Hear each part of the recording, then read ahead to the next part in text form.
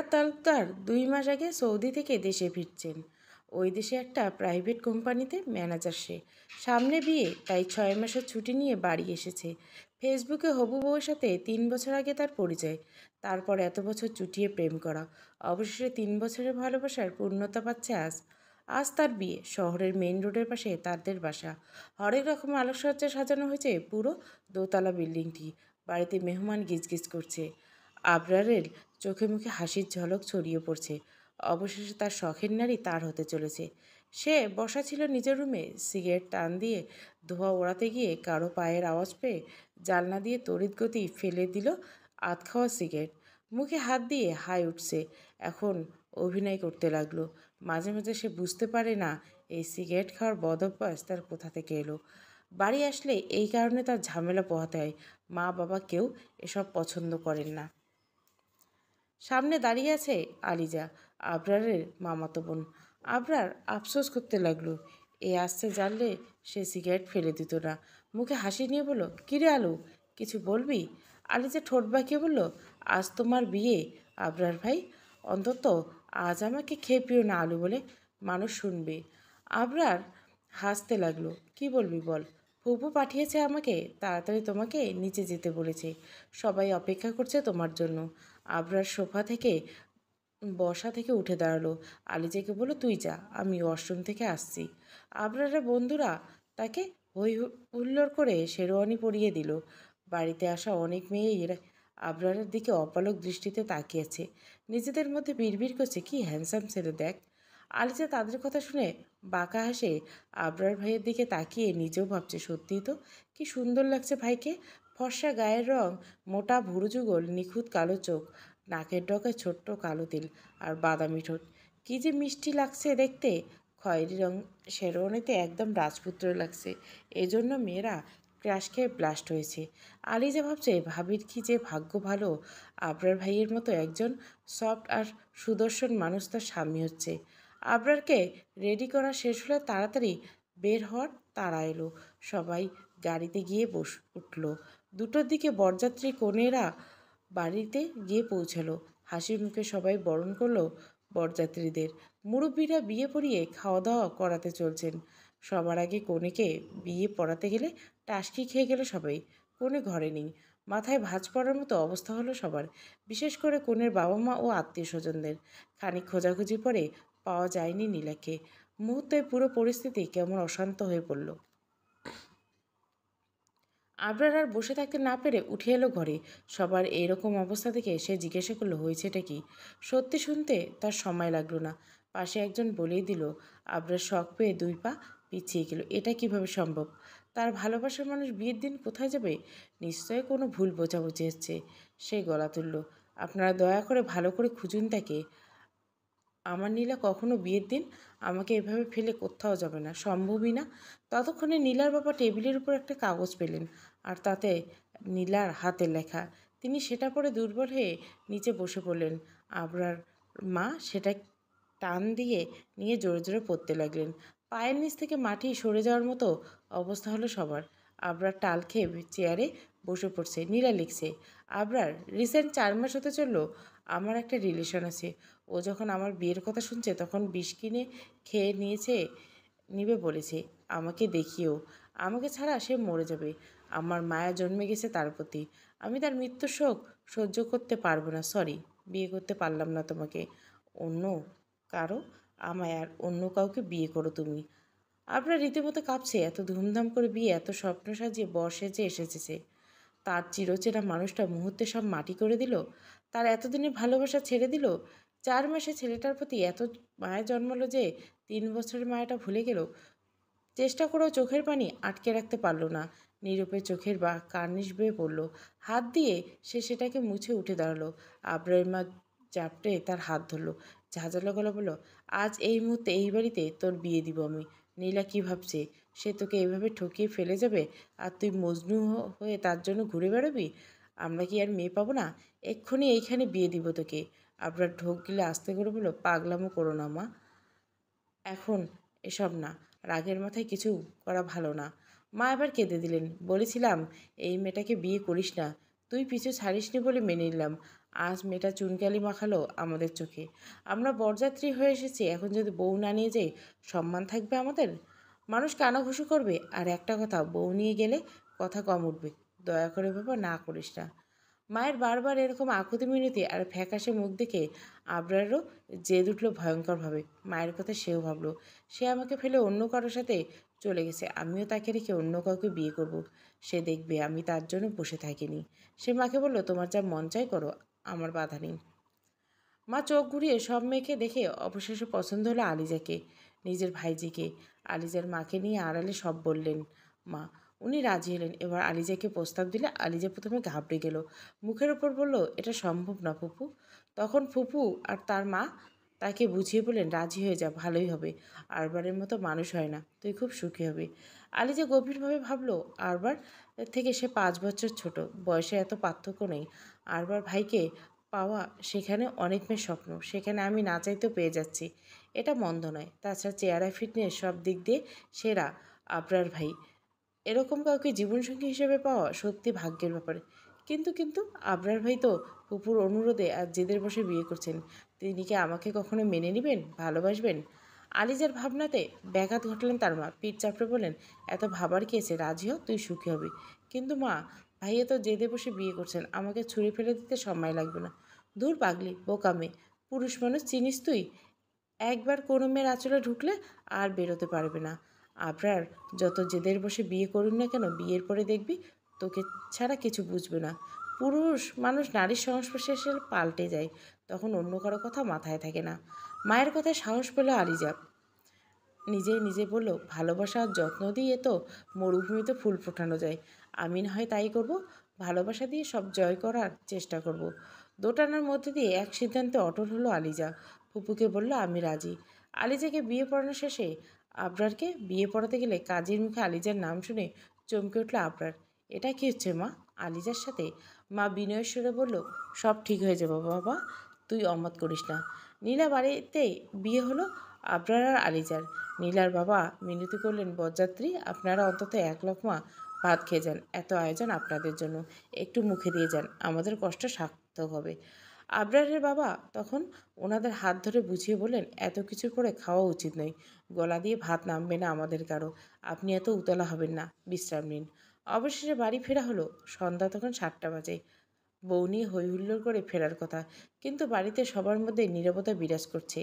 আলিজার মা তাকে এক কোণায় ডেকে নিয়ে গেলেন, যেভাবেই হোক আবরারের মন জয় করবি, মেয়ে যেই হোক। মেয়েদের আঁচলে একবার পুরুষ বাধা পড়লে সে আর এত সহজে ছুটতে পারে না। আলিজা চুপচাপ মায়ের কথা শুনল। তার ফুপু তখন তাকে খয়েরি রঙের এমব্রয়ডারি করা সুন্দর একটা শাড়ি এনে দিলেন আর বললেন, এটা পর। আলিজা আলাদা রুমে গিয়ে শাড়ি পরলেন, চোখে একটু কাজল, ঠোঁটে হালকা লিপস্টিক। সে চুপ করে ভাবতে লাগলো, আজ তো আমার বাসরাত। রাতটা স্বপ্ন অনেক দেখলেও আজ সেভাবে কাটবে না। সব কিছু নির্ভর করছে আবরার ভাইয়ের উপর। আবরার বাড়ি ফেরার পর থেকে দোতলার নিজের রুমে শুয়ে আছে। ফুপু আলিজার হাতে আবরারের রাতের খাবার দিয়ে নিয়ে যেতে বললেন। আলিজা ধীরে ধীরে আবরারের রুমের কাছে এসে দাঁড়ালো। ঘর অন্ধকার। আলিজা রুমে ঢুকে লাইট জ্বালাতে দেখতে পেল আবরার দেওয়ালে হেলান দিয়ে পা ছড়িয়ে চোখ বন্ধ করে বসে আছে। নিচে অনেকগুলো শেষ হওয়ার টুকরো পড়ে আছে। আলিজা খাবার টেবিল রেখে বলল, আবরার ভাই। 3বার ডাক দেওয়ার পর আবরার তাকালো। কিঞ্চিত ভয় পেল আলিজা। রক্ত যাবার মতো লাল হয়েছে আবরারের দুটো চোখ। দেখেই বোঝা যাচ্ছে প্রচুর কেঁদেছে সে। আবরারের এই অবস্থা থেকে ভীষণ মায়া লাগলো আলিজার। তার মন চাইছে আবরার ভাইয়ের পাশে গিয়ে বসতে, হাতে হাত রেখে সান্ত্বনা দিয়ে বলতে যে যারা ঠকিয়ে চলে যায় তাদের বিরহে এত পাগল হতে নেই, ভালো থাকতে হয়। তাদের দেখিয়ে হলেও অন্তত ভালো থাকতে হয়। ভাবতে ভাবতে আলিজা খেয়াল করলো আবরার তাকে গভীরভাবে পরখ করছে। পর মুহূর্তে কর্কশ গলায় চেঁচিয়ে উঠল আবরার, এই শাড়ি পরেছিস কেন তুই? পরেছিস কেন? কে অনুমতি দিয়েছে পরার? এটা নীলার শাড়ি। নীলা ছাড়া তার জিনিসে দ্বিতীয় কেউ হাত দেবে না, ব্যবহার করবে না। এক্ষুনি যা, খোল গিয়ে। আবরারের কথা শুনে 2 কদম পিছিয়ে সরে গেল আলিজা। ভীষণ খারাপ লাগলো তার এমন অপমানিত হয়ে। তার চোখ জলে ভরে উঠল। ব্যস্ত পায়ে বাইরে এসে চোখ মুছে নিচে নামলো সে। শাড়ি পাল্টে নিজের একটা 3 পিস পরল। তার মা এটা দেখে জিজ্ঞাসা করলো, শাড়ি পাল্টে ফেললি কেন? শাড়ি তো ভালোই ছিল। হেসে মাকে বলল, সামলাতে পারছিলাম না আম্মু। আলিজা ফের রুমে এসে দেখলো আবরার একই জায়গায় বসে আছে। আলিজা বলল, ভাত খেয়ে নাও আবরার ভাই। আবরার উঠে গিয়ে ওয়াশরুমে ফ্রেশ হয়ে এসে নিঃশব্দে খেয়ে নিল। খাওয়ার পর গামছায় হাত মুছে আলিজাকে জিজ্ঞাসা করলো, তোর বয়স তো কম না, যথেষ্ট বড় হয়েছিস। মায়ের কথায় আমাকে বিয়ে করলি কেন? মুখের উপর না করতে পারলি না? আমি না হয় না করতে পারিনি, বিয়ে করছি, কিন্তু তুমি কেন করেছে কেন? কেন আবার? মায়ের সম্মান চলে যাচ্ছিল সব আমার কারণে, তাই সম্মান বাঁচালাম। ছেলেকে বোঝার চেয়ে সম্মান বড় হয়ে গেল। মুখ তেতলিয়ে কথাটা বলল আবরার। কথাটার মধ্যে হাজারো অভিমান লুকিয়েছে, সেটা স্পষ্ট বুঝতে পারলো আলিজা। আবরার ঘাড় ঘুরিয়ে জিজ্ঞাসা করলো আলিজাকে, তুই কি এ ঘরে ঘুমাবি? আলিজা কপাল কুঁচকাল। কি বাচ্চাদের মতো প্রশ্ন করছো আবরার ভাই? বিয়ে যেহেতু হয়েছে এখানেই তো ঘুমাবো। আবরার নিশ্চুপ থাকলো, মনে হচ্ছে কি যেন ভাবছে। তারপর খাট বেশ বড়সড়। সে উঠে গিয়ে বড় একটা কোলবালিশ মাঝখান দিয়ে খাটটা দুভাগ করলো। আলিজা লক্ষ্য করলো সোফাতে শুতে পারলে সোফায় শুবি, নয়তো খাটের ওই পাশে শুবি। আর হ্যাঁ, আগেই বলে দিচ্ছি, আমি কিন্তু রাত বেরাতে সিগারেট খাবো, যা মন চাই করবো। তাতে তোর ঘুমাতে সমস্যা হলে আমার কিছু করার নেই। আরেকটা কথা, মাকে বলবি না আমি সিগারেট খেয়েছি। আলিজা বাধ্যমের মতো মাথা নাড়িয়ে বলে, বলবো না। আলিজা বিছানায় গা এলিয়ে দিল। আবরার লাইট বন্ধ করে ডিম লাইট জ্বালালো। আলিজা একপাশ হয়ে শুয়ে আছে, ছটপট করছে, ঘুম আসছে না। বারবার মনে হচ্ছে বিয়েটা না করলেই বোধহয় তার জন্য ভালো হতো। প্রায় ঘণ্টাখানেক হাঁসফাঁস করে আলিজা চোরা চোখে উঁকি মারল ডান পাশে। আরবারকে না দেখে চমকালো। শান্ত পায়ে উঠে ধীরে ধীরে পা ফেলে বাহিরে গেল। ব্যালকনিও খালি, কেউ নেই। কিছুটা ঘাবড়ালো আলিজা। আবরার ভাই আবার কিছু করে বসেনি তো? আলিজা নিচতলা নেমে পুরো শান্ত নিচতলা, শুধু রুমের ভেতর থেকে ফ্যানের শব্দ ছাড়া আর কিছুই আসছে না। আলিজা দুহাত কোমরে বেঁধে কিছুক্ষণ স্থির থেকে জোরে শ্বাস ফেলল। একবার ভাবলো ফুপুকে ডাক দেবো, পর মুহূর্তে ভাবলো একবার ছাদে গিয়ে দেখা যাক। কখন এভাবে গভীর রাতে আলিজা ছাদে যায়নি, ভয় লাগছে তার। আজ আর ভয় করেনি, সব ভয় যেন ফুরুত করে উড়ে গেছে। কিছু ঘন্টা আগেও সে ছিল শুধুমাত্র তার নিকটস্থ আত্মীয়। সেই মানুষটার জন্য এখন সে সব কিছু করছে। বিবাহ বন্ধনে আবদ্ধ হওয়ার পর যেন তার দায়িত্ব বেড়ে গেছে। আবরার ভাইকে সব কিছুতে যেন সে জড়িয়ে আছে। আলিজা ওড়না ভালো করে গায়ে জড়িয়ে ছাদে উঠল। আকাশ পরিষ্কার, আধো আধো জ্যোৎস্নায় থাকা সে দেখতে পেল আবরারকে। আবরার উপরে তাকিয়ে মৃদু সুরে কাঁদছে আর বিলাপ করছে। দৃশ্যটা দেখে আলিজার কলিজাটা ছ্যাদ করে উঠল। ইস, আবরার ভাই কতটা কষ্ট পাচ্ছে। এত একজন মানুষকে কিভাবে ঠকাতে পারলো মেয়েটা? আলিজা এগিয়ে গেল, শান্ত স্বরে ডাকলো, আবরার ভাই। আবরার সাথে সাথে চোখ তুলে আলিজার দিকে তাকালো। স্বাভাবিক ভঙ্গিতে বলল, তুই এখানে এত রাতে কেন? তোমাকে অনেকক্ষণ যাবৎ ঘরে দেখিনি, সারা বাড়ি খুঁজেও পেলাম না, তাই বাধ্য হয়ে ছাদে এসেছি। তুমি এখানে আছো কিনা দেখতে। দেখেছিস, এবার যা। ধোয়া উড়িয়ে বলল আবরার, তুমিও চলো, এত রাতে এখানে থাকিও না, রুমে চলো। আবরার ধমক দিয়ে উঠল, যা বলছি তুই তোর মতো ঘুমা, আমার চিন্তা তোর করতে হবে না। আলিজার রাগ হলো, সে তখনই চলে আসলো রুমে। নিশ্চুপ হয়ে বসে থাকলো কতক্ষণ।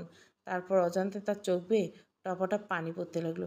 সে রিয়ালাইজ করলো আবরার ভাইকে আমার প্রতি আকৃষ্ট করা অতটা সহজ না। এভাবে চলতে লাগলো আবরার আর আলিজার রাত দিন। আবরার সবসময় মন খারাপ করে থাকে, গভীর রাতে ছাদে গিয়ে বসে থাকে, গুনগুন করে দুঃখের গান গায়। আলিজার এসব খারাপ লাগে। যখন খারাপ লাগে তখন কাঁদে নিরালায়। সে চায় আবরার তার সাথে সুন্দর করে কথা বলুক, গুরুত্ব দিক, কিন্তু আরবার তা করে না। তবুও সে হাল ছাড়ে না। সে আরবার ভাইকে তার নিজের করেই ছাড়বে, ভাবনা এরকম। মাসখানেক পর আরবার কিছুটা স্বাভাবিক হয়। আগের মতো আর কাঁদে না, ছাদে গিয়ে বসে থাকে না। আলিজার সাথে ভালো করে কথা হয়। কাজিন থাকাকালীন যেমন বলতো, তবে তাদের মধ্যে স্বামী স্ত্রীর কোনো সম্পর্ক নেই।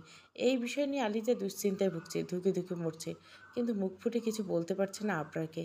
এই কদিন আবরার তার কাছে বিশেষ মানুষ হয়ে উঠছে, একদম নিজের। মায়ায় পড়ে গেছে তার। আবরার ঘুমালে সে পলকহীন তাকিয়ে থাকে, হাজারো জল্পনায় কল্পনায় সাজায় আবরারকে। আলিজা ঠিক করলো সে সাহস করে বলেই ফেলবে আবরারকে তার মনের কথা। কিন্তু তখন আবারও আবরারের মাঝে নতুন পরিবর্তন লক্ষ্য করলো সে। আবরার ইদানিং অনেক লেট করে বাসায় ফিরে।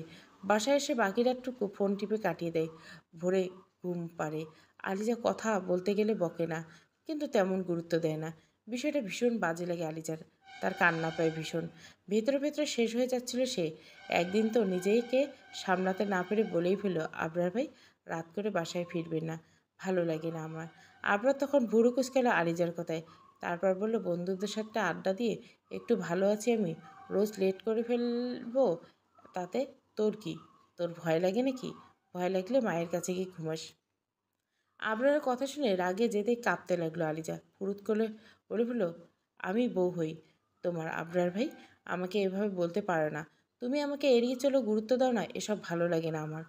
আমাকে বিয়ে করতে বলেছে কে তোকে? করলি কেন? চট জলদি উত্তর দিল আলিজা, তুমি করনি? তুমি তো করছো। একটা চলে যাওয়া মেয়ের জন্য পাগল হয়ে আছো তুমি, পাগলামো করছো রোজ। তাকে ভোলার জন্য রাত করে বাসায় ফিরছো, এটা একদম মানবো না আমি। আবরার দায় সারা জবাব দিল, না মানলে নাই, আমি আমার মতো চলবো। এই বলে আবরার ফোনটা নিয়ে বাইরে চলে গেল। আলিজা রাগে কাঁপতে লাগলো, হাত মুঠো করে বারবার ছাড়তে লাগলো। ঠিকঠাক ঝগড়া না করে মাঝখানে রেখে কেউ চলে গেলে তার ভীষণ রাগ হয়, ভীষণ। তার ইচ্ছে করছে এক্ষুনি আবরার ভাইয়ের মাথাটা ফাটিয়ে দিতে। ঘন ঘন সাজ উঠতে লাগলো তার। মনে মনে ঠিক করলো, ছেড়ে তো আমি সহজে যাব না তোমাকে আবরার ভাই, দেখো আমি কি করি। আলিজা আরেক ফুপুর বাসা তাদের বাসার প্রায় অনেকটা কাছাকাছি। সে তার ফুপুর সাথে আলোচনা করে একটা নতুন চাল চাললো। প্রতিদিন আলিজা রাত 12টায় একটায় বাসায় ফিরতে লাগলো। তার একটা আলাদা টিম হয়েছে, ফুফুতো ভাই বোন আর ফুপু। তারা সবাই মিলে ফলো করে কখন আবরার বাসায় ফিরবে। আবরার ফেরার 10-20 মিনিট পর আলিজাকে তারা এগিয়ে দেয়। বাসায় এসে খেয়ে দিয়ে তারপর আবরারের মতো ফোন নিয়ে বসে থাকে, এমন ভাব করে যেন সে চ্যাট করে হাসে। পুরোপুরি উপেক্ষা করতে লাগলো আবরারকে। আগে যেমন সিধে সিধে কথা বলতো, এখন আর তাও করে না। খাবার নিয়েও আসে না রুমে, আবরার নিজে গিয়ে ডাইনিং রুমে খেয়ে আসে। আলিজার এমন রাতারাতি পরিবর্তন দৃষ্টি এলো না আবরারের। রাত করে ফেরা দেখে তার মনে নানান জল্পনা উকিঝুঁকি দিচ্ছে। মনে মনে ভাবছে এত রাতে সে কোথা থেকে ফিরে, আর যায় বা কোথায়। আর সে জিজ্ঞাসা করেই ফেলল, তুই এত রাত করে ফিরিস কেন প্রতিদিন? কোথায় থাকিস এতক্ষণ? আলিজার শুনেও নাসানার ভান করলো। হাতের ফোনে তার পুরোপুরি মনোযোগ। আবরার দাঁড়িয়েছিল, সে আলিজার পাশে গিয়ে দাঁড়ালো। এক ঝটকায় টান দিয়ে আলিজার হাতের ফোনটা নিজের আয়ত্তে করে আসলো। কড়া গলায় বলল, আগে উত্তর দে, মেয়ে মানুষ হয়ে কদিন ধরে এত রাতে কোথায় থাকিস? আলিজা হেসে উঠল, হেসে বলল, বন্ধুদের সাথে আড্ডা দেয়। কি বলে চমকালো আবরার। আলিজা এবার সিরিয়াস হয়ে বলল, আমারও তো মন খারাপ থাকতে পারে আবরার ভাই। মন খারাপ দূর করতে বন্ধুত্বের সাথে আড্ডা দেওয়ার বিকল্প আর কী হতে পারে? আবরারের চেহারা কিছুটা শান্ত হলো। আস্তে করে বলল, তাই বলে এত রাতে বাইরে থাকবি? এটা একদম অনিরাপদ। দেশের অবস্থা জানিস, রোজ মেয়েদের সাথে কত দুর্ঘটনা ঘটে। কাল যেন আর রাত করে বাসায় ফেরা না দেখে দরকার হলে দিনে যাবে, আড্ডা দিবি। আমি গেলে কি আর না গেলে কি, তোমার কি? তুমি তোমার মতো থাকো, আমি আমার মতো। আমাকে বাধা দিতে আসিও না। তুই বোন হোস আমার, তোর প্রতি আমার একটা দায়িত্ব আছে। আলিজার আগে সে দাঁত কিরমির করে চিবিয়ে চিবিয়ে বলল, বোন মাই ফুড, তোমার সাথে বিয়ে হয়েছে আমার, এটা কি ভুলে যাও? আরবার হেসে উঠল, দুলে দুলে হাসে আর বলে, সত্যি ভুলে যাই আমি, ভুলে যাই। আবরারে এমন খোলা হাসি দেখে আলিজার চেহারার সব রাগ উবে গিয়ে সে হেসেই ফেলল। মুখ ঘুরিয়ে হাসে সে। আলিজার হাসি থামলে আলিজা কাট কাট করে বলে, আমি সেদিন থেকে রাত করে বাসায় ফেরা বাদ দেব যেদিন থেকে তুমি আর রাত করে বাসায় ফিরবে না। আবরার অবাক হয়ে খাটের একপাশে বসে কপাল কুঁচকে আলিজার চোখ বরাবর চোখ রাখিয়ে বলে, আমি তো তোকে পিচ্ছি ভাবতাম, আর তুই এত প্যাচ জানিস সেটা জানতাম না। তার মানে তুই ইচ্ছে করে এমন করছিস আমাকে আটকানোর জন্য? আলিজা মুখে নিভে যায়, চোখ জলে চিকচিক করে, নিজেকে সামলাতে না পারে হু হু করে আচমকা কেঁদে ওঠে। আবরার বিচলিত হয়। আলিজার চিবুক ধরে বলে, আরে কাদার কেছে, কাঁদছিস কেন পাগলের মতো? আলিজা বসে পড়ে, আবরার পা বাড়ায়, ফুপিয়ে ফুপিয়ে কাঁদতে থাকে। তার ভেতরে সমস্ত কষ্ট যেন এক ঝটকায় কান্না হয়ে বের হয়ে আসে। আর পাগলি মেয়ে, কাঁদিস না, চুপ কর। আমি আর পাচ্ছি না আবরার ভাই, আপনি তো অনেক বড় মানুষ, অনেক কিছু বোঝেন। আপনি বোঝেন না আমার মনের অবস্থা? আমার তো কোনো দোষ নেই, আমাকে শাস্তি দেওয়ার মানে কি?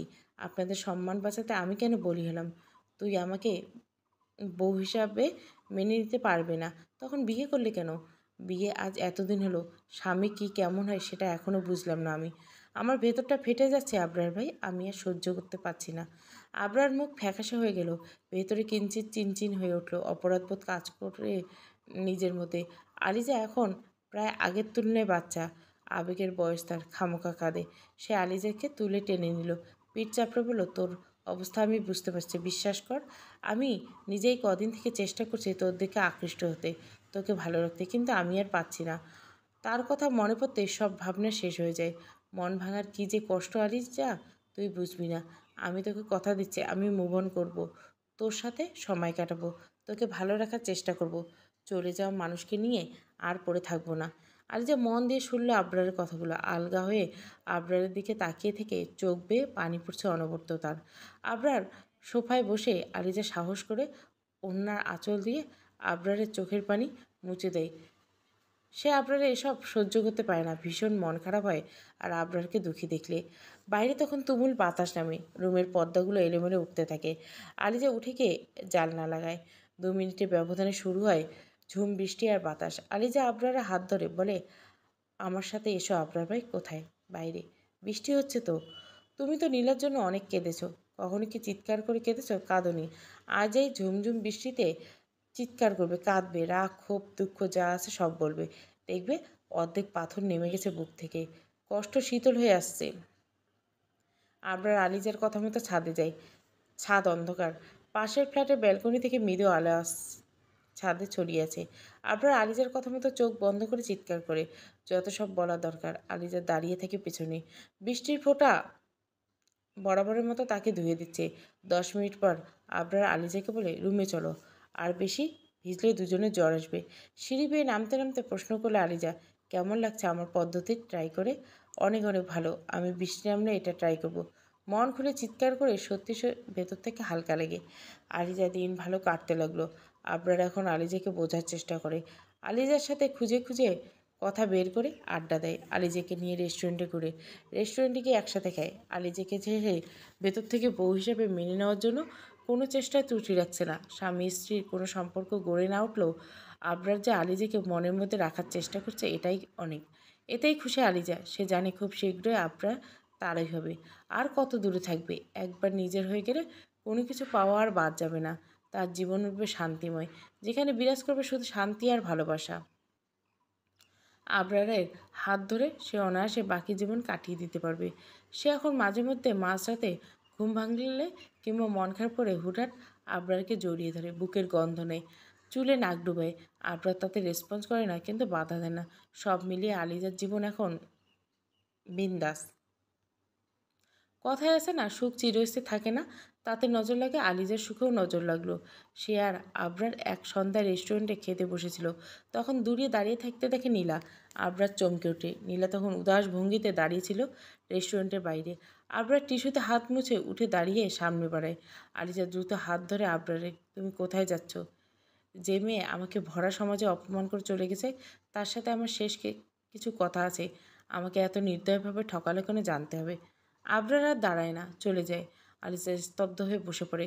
তার মনে হচ্ছে পাখি ঠিকই উড়াল দিয়ে পুরনো বাসায় ফিরে যাচ্ছে। সে নিজেকে আটকাতে না পেরে উঠে দাঁড়ালো। পিছু পিছু গেল আবরার। রাস্তায় ল্যাম্পপোস্টের নিচে দাঁড়িয়ে আছে আবরার আর নীলা। দুজনের মধ্যে কথা হচ্ছে, স্পষ্ট কিছু শুনতে পারছেন না আলিজা। এক পর্যায়ে আলিজা দেখতে পেল নীলা কাঁদতে কাঁদতে আবরারকে জড়িয়ে ধরছে। এ দৃশ্য দেখার সাথে সাথে মনে হলো তার ভিতরে কে যেন ছুরি দিয়ে আঘাত করছে। চোখ মুখ শক্ত করে নড়ে চড়ে দাঁড়ালো আলিজা। প্রায় আধ ঘন্টার মতো দুজনে কথা বলার পর আবরার একটা ট্যাক্সি দেখে নীলাকে তুলে দেয়। আলিজা ঝটপট রেস্টুরেন্ট থেকে এসে বলে, আবরার আসলে হেসে হেসে জিজ্ঞাসা করলো, কী কথা হলো নীলার সাথে? বাসায় যেতে যেতে বলবো, এখন বিল মিটিয়ে বেরোই। আলিজা উঠে দাঁড়ায়, চলো। রাত 11টার কাছাকাছি শীতল বাতাস বইছে শরতের অলিতে গলিতে। আলিজা হেলমেট লাগিয়ে আবরারের পেছনে বসলো। আসার সময় আবরারের ঘাড়ে হাত দিয়ে আসছিল, কিন্তু এখন আর হাত দিল না। চাপা অভিমান দলা বাঁধল বুকে। স্বাভাবিকভাবে আবারও প্রশ্ন করলো, আবরার ভাই বলো, নীলা কি বলল? তুই কখনো কারো মায়ায় পড়েছিস আলিজা? আলিজা শুকনো হাসলো, কেন, কি হয়েছে? মায়া যে কত মারাত্মক জিনিস আলিজা, তুই কখনো কল্পনাও করবি না। আলিজা মনে মনে বলল, টের পাচ্ছি। জানিস আলিজা, ভালোবাসার মানুষ যত কষ্ট দিক না কেন, সে সামনে এসে দাঁড়ালে সব উধাও হয়ে যায়। তার চোখের পানি, মলিন মুখ সহ্য করা যায় না। নীলা বিরাট বড় একটা বাটপাড়ের পাল্লায় পড়েছিল। ইমোশনাল ব্ল্যাকমেল করে ছেলেটা নিয়ে যায় তাকে। তারপর টাকা পয়সা, গহনা সব নিয়ে পালিয়ে যায় নীলাকে ফেলে। নীলা অসহায় হয়ে বাড়ি ফিরে। বাবা তাকে মারে, সবাই কথা শোনায়, এখনও কথা শোনায়। বেচারের জীবনটা অসহ্য হয়ে দাঁড়িয়েছে। লজ্জায় আমাকে কল করেনি, কিছু বলেনি, দেখা করার চেষ্টাও করেনি।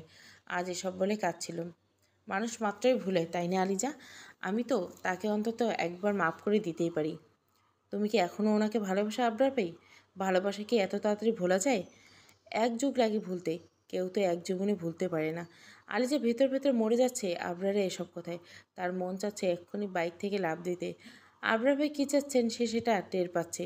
তবুও জিজ্ঞাসা করলো, তুমি কি এখন নীলাকে আবার ফিরিয়ে নিতে চাইছো? আবরার চুপ থাকে খানিক। আলিজা আবারও বলে, বলো আবরার ভাই। হ্যাঁ, ফিরিয়ে নিতে চাইছি। আলিজার নিঃশ্বাস আটকে যাচ্ছিল, মনে হচ্ছে ভেতরে এলো পাতারে কুপকাত করছে কেউ। আকাশপানে তাকিয়ে দীর্ঘশ্বাস ফেলে সে আবরারকে বলে, আমার কি হবে আবরার ভাই? আমি তো এই কদিনে তোমার মায়ায় পড়ে গেছি, স্বামীরূপে মেনে নিয়েছি, ভেতর থেকে ভালোবেসেছি। একদিক দিয়ে কি হয় আলিজা, একপাক্ষিক ভালোবাসা দুঃখ ছাড়া সুখ আনতে পারে না। সুখের সংসার সুখের হয় না, চাপা আত্মনাদ মিশে থাকে সংসারের। আলিজা মনে মনে বলল, যুক্তি আছে তোমার কথা আবরার ভাই, সত্যি তো।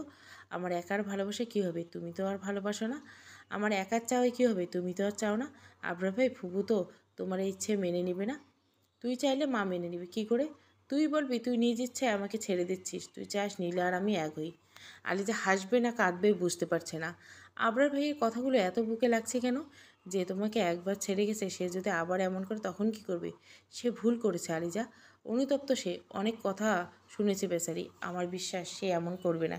তাহলে কি ফুপু আমাকে রাজি করাতে হবে? আবরার উচ্ছ্বসিত হয়ে বলে, হ্যাঁ, তোকে রাজি করাতে হবে। লক্ষ্মী বোন আমার, মাকে রাজি করে দে, তোকে স্পেশাল গিফট দেবো আমি। ঠিক আছে, চেষ্টা করব। বাড়ি চলো, এবার থামো। আলিজা এক পক্ষ তীব্র অভিমানে ফুপুকে জেদ করে রাজি করলো, তবুও ফুপু পুরোপুরি রাজি না। তবে এটা বলছে যে যা ভালো মনে করে করুক।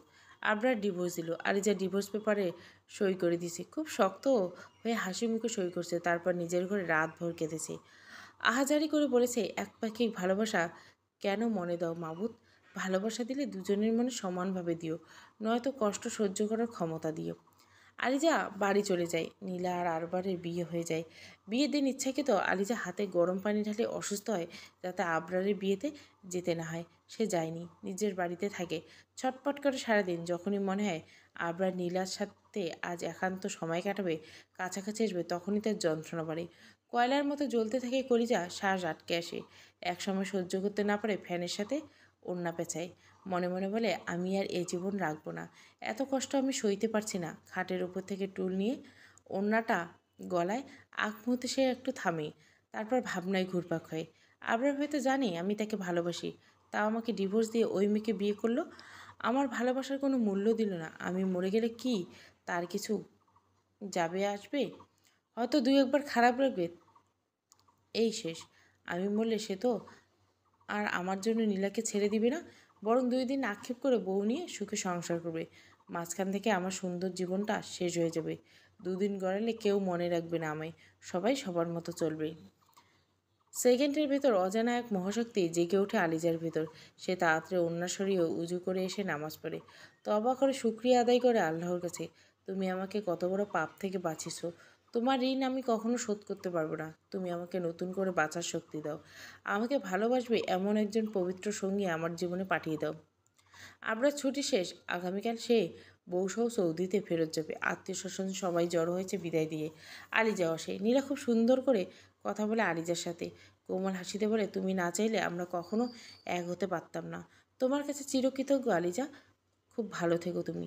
আলিজা মিটমিট করে হাসে। নীলাকে তার একটুও খারাপ লাগছে না, বরং খুব মিষ্টি লাগছে। সরল একটা মেয়ে মনে হচ্ছে। আলিজা ছোট্ট করে বলে, আরবার ভাইকে ঠকিও না ভাবি, তার সঙ্গে থেকো শেষ অবধি। ভাই তোমাকে অনেক লাভ করে। আরবার সবার সঙ্গে বিদায় নিয়ে আলিজার দিকে এগিয়ে আসে। কাছে টেনে মাথায় হাত রেখে বলে, ভালো থাকিস জালু, পড়াশোনা ঠিকঠাক করিস, ফোন করব, কথা বলিস, সাবধানে থাকবি। আলিজা মুখে হাসি ধরে রাখে, কিন্তু বুক ফেটে যাচ্ছে। সবাই যখন বাইরে যায় আরবারকে বিদায় দিয়ে আলিজা তখন দৌড়ে গিয়ে ওয়াশরুমে ঢুকে ট্যাপ ছেড়ে দিয়ে ইচ্ছে মতো কাঁদে। সে নিজেরকে শক্ত রাখতে চায়, চায় সব স্বাভাবিক থাকুক, কিন্তু মাঝে মধ্যে আর পারে না, ভেঙে পড়ে। দিন যায়, মাস গড়িয়ে একসময় বছর। এই পুরো সময় একবারও আরবারকে দেখেনি আলিজা, কলও করেনি।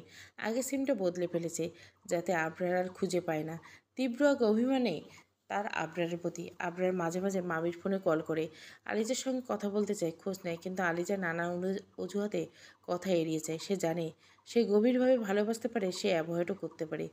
যে আমার হয়নি সে আমার না, তার সাথে কথা বলে ক্ষত বাড়ানো মানে হয় না।